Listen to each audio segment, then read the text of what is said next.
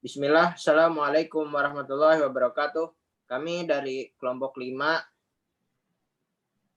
mata kuliah praktikum keterampilan konseling. Di sini kami akan mempraktikkan percakapan konseling dengan tema penurunan motivasi belajar. Dan saya saya Abdullah Ridho Mutari dengan NIM 1900001219. Di sini berperan sebagai konselor dan rekan saya. Nama saya Dr. Fiana dengan NIM 190001051 berperan sebagai konseli. Ya, langsung saja kita ke percakapannya, konselingnya. Assalamualaikum, selamat siang Pak. Waalaikumsalam, selamat siang juga. Ini dengan anak siapa ya? Perkenalkan, nama saya Dr. Fiana dari kelas 10 MIPA 1, Pak. Sebelumnya mohon maaf ya Pak, mengganggu waktunya. Oh iya, Naindah tidak apa-apa. Naindah, bagaimana kabarnya? Alhamdulillah baik Pak. Alhamdulillah. Ada perlu apa ya, Nak, menghubungi Bapak siang hari ini? Begini Pak, tadi Budian, wali kelas saya, menyuruh saya untuk menghubungi Bapak agar mengikuti konseling. Oh, seperti itu. Tapi Naindah tahu nggak kenapa Budian selaku wali kelas Naindah ini menyarankan Naindah untuk konseling dengan saya? Saya juga tidak tahu, Pak. Padahal saya merasa tidak sedang punya masalah apa-apa loh, Pak. Oke, kalau begitu. Tapi pertama-tama, menurut Naindah, konseling itu apa sih? Kalau tidak salah, konseling itu di mana siswa yang sedang memiliki masalah datang menemui guru BK untuk meminta bantuan ataupun pertolongan agar masalahnya dapat terselesaikan. Apakah benar begitu, Pak? Iya, Naindah, benar sekali. Jadi, inti dari konseling itu adalah proses pemberian bantuan dari guru BK kepada siswa. Oh, begitu ya, Pak. Sekarang saya sudah paham konseling itu apa. Bagus kalau begitu. Jadi, kita bisa melaksanakan. Jadi, kamu mau melaksanakan konseling kapan?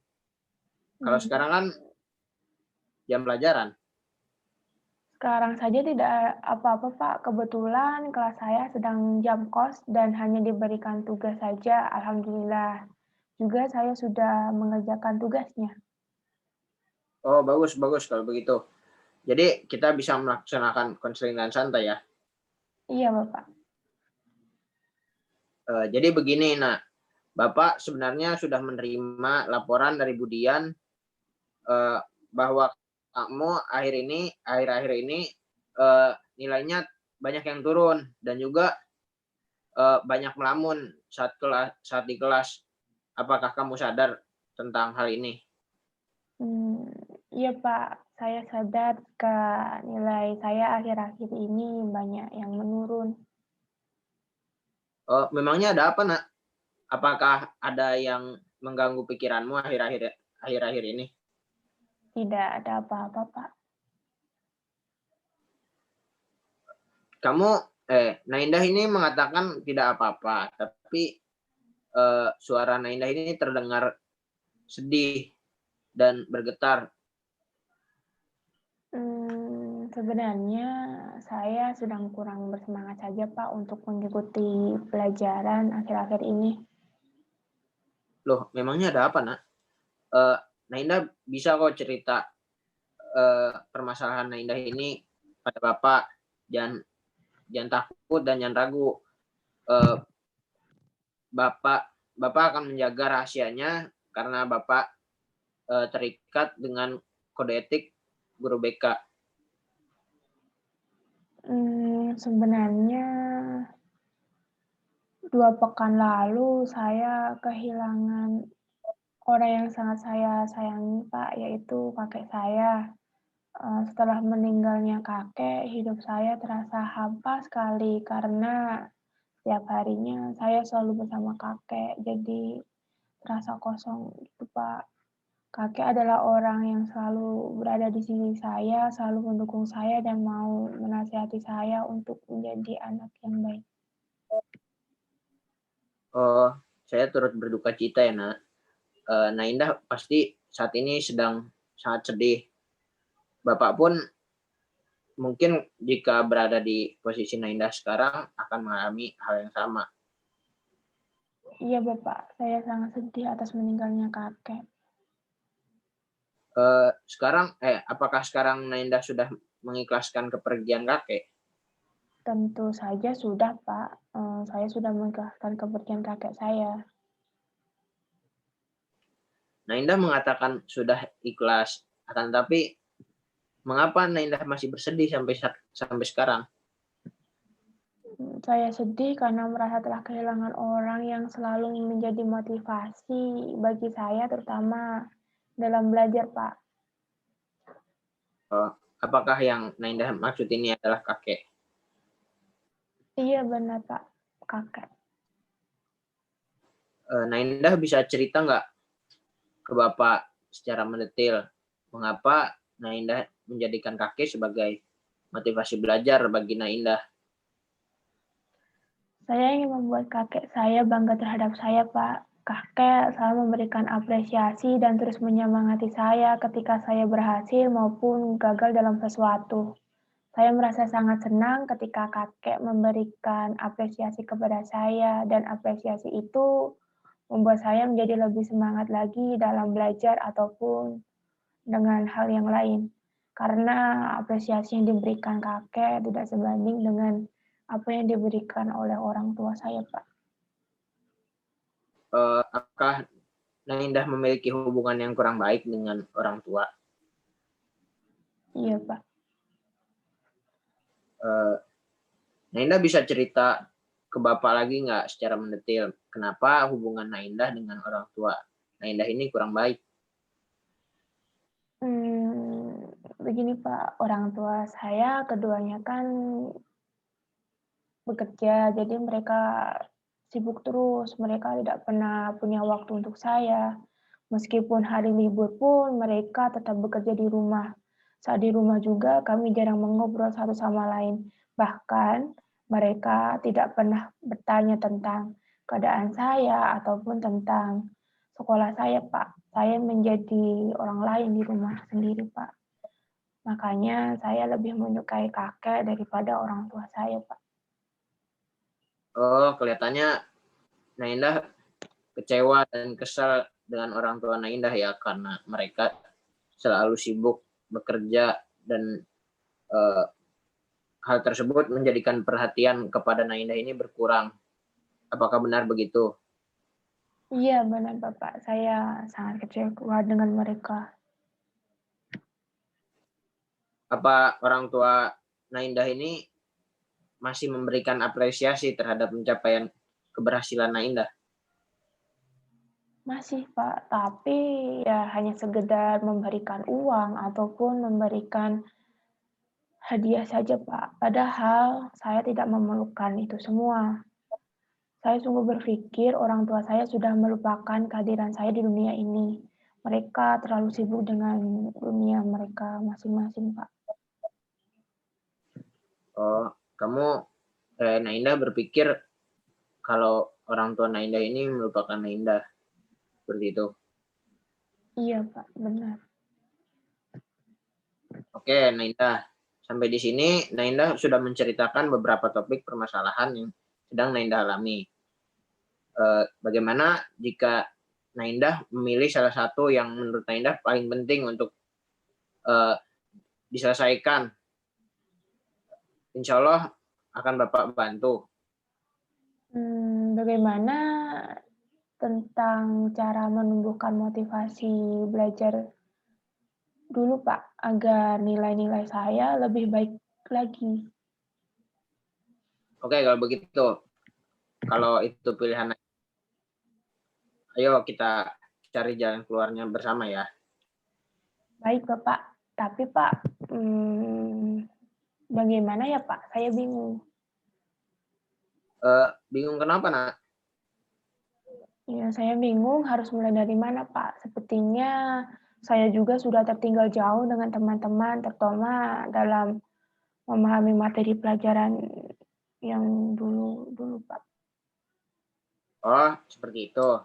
Jadi begini aja, menurut Naindah sendiri cara meningkatkan motivasi belajar itu bagaimana sih? Menurut saya dengan menentukan cara belajar yang sesuai, terus sebelum belajar mencari suasana yang nyaman, lalu melakukan kegiatan ataupun melakukan sesuatu yang membuat nantinya kita semangat dalam belajar dan juga mengingat tujuan dari kita belajar, Pak. Apakah benar itu? Benar sekali Naindah. Tapi ada hal yang paling utama disiapkan agar kita bisa memiliki motivasi belajar. Coba tebak apa itu? Apa ya, Pak? Saya tidak tahu. Itu niat, Nak. Tahu kenapa? Oh, niat. Mungkin dengan ada niat, kita pasti memiliki keinginan untuk belajar. Apakah benar begitu, Pak? Iya, benar sekali, Nak. Selain eh, selain itu dengan adanya niat pasti Naindah ini bisa fokus dan bersungguh-sungguh saat belajar. Jadi niat itu penting ya, Pak? Iya, benar sekali, Nak. Lalu seperti yang sudah Naindah sebutkan sebelumnya, setelah niat ada yang namanya mengerti gaya belajar. Apakah Naindah sudah paham dan tahu gaya belajar Naindah itu seperti apa? Insya Allah saya paham, Pak. Gaya belajar saya adalah auditori, yaitu melalui pendengaran ataupun mendengarkan. Jadi saya lebih suka pelajaran yang materinya disampaikan langsung oleh guru pelajaran ataupun melalui media sosial, contohnya YouTube, Pak. Bagus sekali, Nak. Perlu diketahui juga ya, secara umum gaya belajar itu terbagi jadi 3. Yang pertama ada auditori seperti kamu dengan pendengaran. Lalu yang kedua ada gaya belajar visual dengan melihat. Dan yang ketiga ada gaya belajar kinestetik atau dengan praktek. Oh, begitu ya, Pak. Jadi gaya belajar itu ternyata macamnya banyak ya, Pak, ya? Iya, Nak. Nah, sekarang kita lanjut ya ke langkah yang sebelumnya sudah kamu sebutkan juga, yaitu menciptakan suasana belajar, menciptakan suasana dan tempat yang nyaman untuk belajar. Baik, Pak. Untuk suasana belajar, saya sering mendengarkan lagu sebelum jam pelajaran dimulai, agar belajarnya lebih semangat dan menghilangkan rasa ngantuk. Selain itu, saya suka belajar di tempat yang sepi karena lebih nyaman saja, Pak. Seperti di perpustakaan, di rumah, ataupun di kamar. Begitu, Pak. Wah, bagus itu. Mendengarkan lagu memang bisa uh, menambah semangat kita jika mendengarkannya sebelum belajar. Jadi usahakan mendengarkan lagu yang bisa meningkatkan mood dalam belajar ya. Siap, Pak. Oh iya, Pak. Saya pernah membaca sekilas tentang pembuatan jadwal. Nah, apakah dengan membuat jadwal menjadikan waktu dalam belajar kita menjadi lebih efektif dan nanti hasilnya lebih optimal? Menurut Nainda sendiri bagaimana? Apakah dengan membuat jadwal waktu belajar Nainda akan lebih efektif dan menghasilkan hasil yang lebih optimal? Menurut saya sih iya, Pak. Mungkin dengan adanya jadwal nantinya saya tidak bingung dan tidak membuang-buang waktu untuk mau belajar apa, terus nanti mau gimana nantinya, Pak. Iya benar nak. Dan membuat jadwal juga belajar kita menjadi lebih terarah dan rutin. Selain membuat jadwal tadi nak, Nainda juga sempat mengatakan dengan menentukan tujuan. Apa alasannya nak? Iya, Pak, benar. Dengan menentukan tujuan, mungkin kita bisa belajar mengerti dan bisa menentukan arah untuk masa depan kita sendiri nantinya, Pak. Wah, Bapak sangat senang kamu terlihat semangat. Kali nak dengan menentukan tujuan, kita jadi lebih serius lagi dalam belajar. Iya, Pak. Saya harus lebih serius lagi untuk belajar agar cita-cita saya dapat tercapai serta bisa membuat bangga orang-orang di sekitar saya. Bagus-bagus. Tapi jangan sampai lupa waktu istirahat ya. Iya, Pak.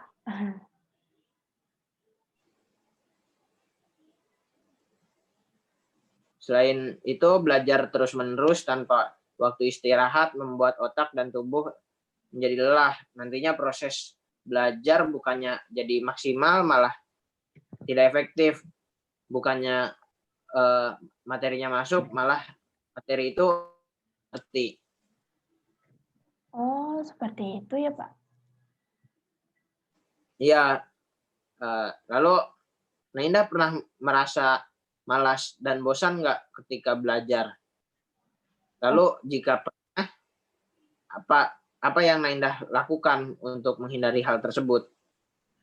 Tentunya pernah dong, Pak. Ya tadi, Pak, belajar dengan sambil mendengarkan musik atau kalau tidak ya mengadakan kelompok belajar atau diskusi bersama teman-teman kelas, Pak. Wah, bagus kalau begitu, Nak. Tapi perlu diingat ya, manfaatkan kelompok belajar tersebut dan jangan sampai belajar dengan teman ini justru tidak efektif karena terlalu banyak mengobrol dan bermain. Baik, Pak, saya akan berusaha untuk tetap fokus dalam belajar. Oke, sip kalau begitu.